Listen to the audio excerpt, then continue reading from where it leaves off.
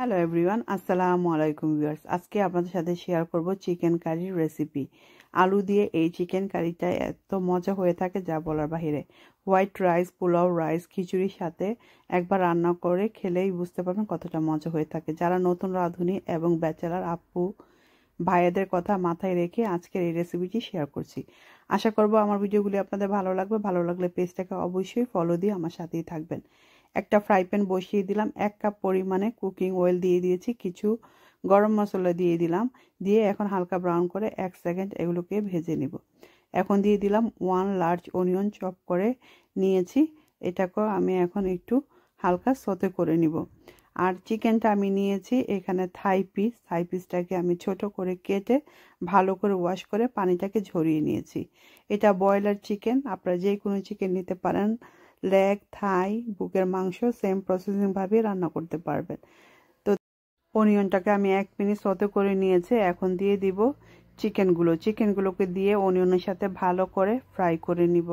এই রান্নাটা একটু ফ্রাই করে রান্না করলে খুব বেশি খেতে ভালো লাগে। এটা আমি একটু ফ্রাই করে নিয়েছি 5 to 7 মিনিট। পানিটা উঠে যখন শুকিয়ে যাবে তখনই বুঝতে হবে চিকেনটা মোটামুটি ফ্রাই হয়ে গিয়েছে।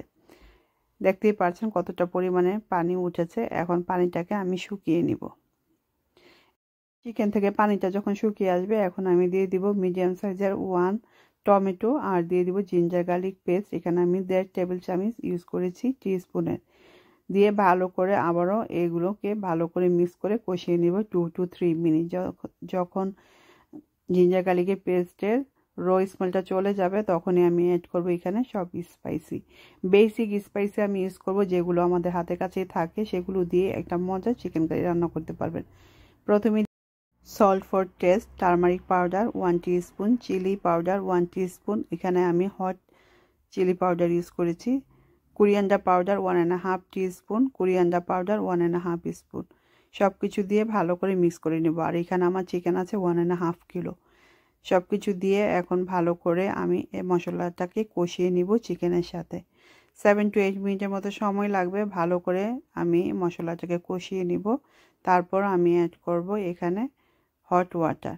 মশলাটাকে অবশ্যই ভালো করে কষিয়ে নিতে হবে, এতে করে টেস্টটা খুব বেশি ভালো পাবেন। আর এখানে যেহেতু আমি সফট বয়লার চিকেন ইউজ করতেছি, তো আমি এখানে আলুটাকে একসাথে দিয়ে ভালো করে কষিয়ে তারপরে আমি এখানে পানি অ্যাড করব। না হলে চিকেনটা বেশি সফট হয়ে যাবে, আলুটা সিদ্ধ হবে না। আর এখানে আলুগুলো একটু খুব তাড়াতাড়ি সিদ্ধ হয়ে যায় চিকেনের মতো, তাই আমি এখানে আলুটাকে এখনই অ্যাড করে দিচ্ছি। আলুটাকে দিয়ে ভালো করে আমি আবারও 5 to 7 মিনিট কষিয়ে নিব। আমি এখানে একটু বেশি পরিমাণে আলু দিচ্ছি, বাচ্চারা খুব আলু খেতে পছন্দ করে, আর রাইসের সাথে পোলাওর সাথে আলুটা খেতে খুব বেশি ভালো লাগে, তাই আমি একটু বেশি করে আলু দিয়েছি। আপনারা চাইলে এখানে আলু আপনাদের পছন্দ মতো কমিয়ে বাড়িয়ে নিতে পারেন। এখন আবারও 5 to 7 মিনিট ভালো করে আলুটাকে কষিয়ে নিব মাংসের সাথে। লিড দিয়ে ঢেকে মাংসটাকে কষিয়ে নিব। যখন এরকম তেল বের হয়ে যাবে দেখতেই পারবেন, তখন বুঝতেই হবে যে সব কিছু ভালোভাবে কষানো হয়ে গিয়েছে। এখন এখানে আমি অ্যাড করব হট ওয়াটার। আমি যেহেতু আজকে একটু গ্রেভি রেখে ঝোল রাখবো, তার জন্য একটু পানির পরিমাণটা একটু বেশি দিচ্ছি।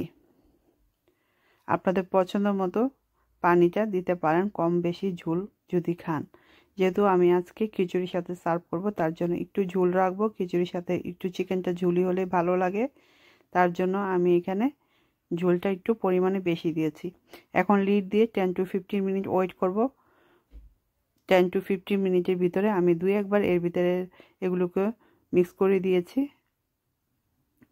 10-15 মিনিট পরে দেখবেন সুন্দর একটা অ্যারোমা বের হবে, এবং আপনার মোটামুটি আলু এবং চিকেন কিন্তু আমার অলরেডি কুক হয়ে গিয়েছে।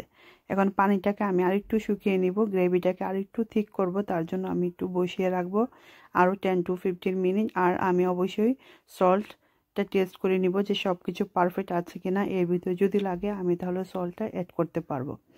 15 মিনিট পর আপনাদেরকে দেখিয়ে দিচ্ছি চিকেন কারিটা জাস্ট এরকম হয়েছে, তেলটা বের হয়ে যাবে দেখতেই পারবেন, আর একটা সুন্দর অ্যারোমা আসবে। এখন এখানে আমি দিয়ে দিব ভাজা কিউমিন পাউডার বা জিরা পাউডার, অবশ্যই দিবেন 1 টিস্পুন দিয়ে ভালো করে মিক্স করে নিব। চিকেনের সাথে ভালো করে মিক্স করে নিলেই হয়ে যাবে আমার চিকেন কারি আলু দিয়ে ঝোল কেমন হয়েছে রেসিপিটা অবশ্যই কমেন্ট করে জানাবেন। এভাবে রান্না করে অবশ্যই ট্রাই করবেন। ছোট বাচ্চারা খেতে পছন্দ করে আলু দিয়ে চিকেন কারি। আমি প্রায় এভাবে রান্না করি আমার বাচ্চাদের জন্য, তাই ভাবলাম আমার ভিউয়ারদের সাথে শেয়ার করি। আর আগেই বলেছি এটা কিন্তু প্লেন রাইস, পোলাও রাইস, ভুনা খিচুড়ি, সফট খিচুড়ি সব কিছুর সাথে খুবই ভালো লাগে খেতে। আর যেহেতু এখানে আমি জাস্ট থাই পিসটা নিয়েছি, দেখতেই পারছেন। তো রেডি হয়ে গেল আমার চিকেন কারি। আশা করবো আমার ভিডিওটা আপনাদের অবশ্যই অনেক ভালো লেগেছে। ভালো লাগলে পেজটাকে ফলো দিয়ে প্লিজ আমার সাথেই থাকবেন। ফ্রেন্ড অ্যান্ড ফ্যামিলির সাথে শেয়ার করতে ভুলবেন না।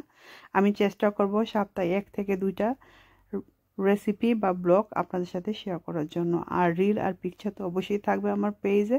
পেজটাকে ফলো দিয়ে আমার সাথেই থাকবেন। সবার কাছে আমার এই রিকোয়েস্ট রইল, আমার ভিউয়ার্সদের কাছে। আজকের মধ্যে এখানে বিদায় নিচ্ছি। নেক্সট কোনো ব্লগে বা রেসিপিতে আবার আপনাদের সাথে কথা হবে, দেখা হবে। আল্লাহ হাফিজ, বাই বাই।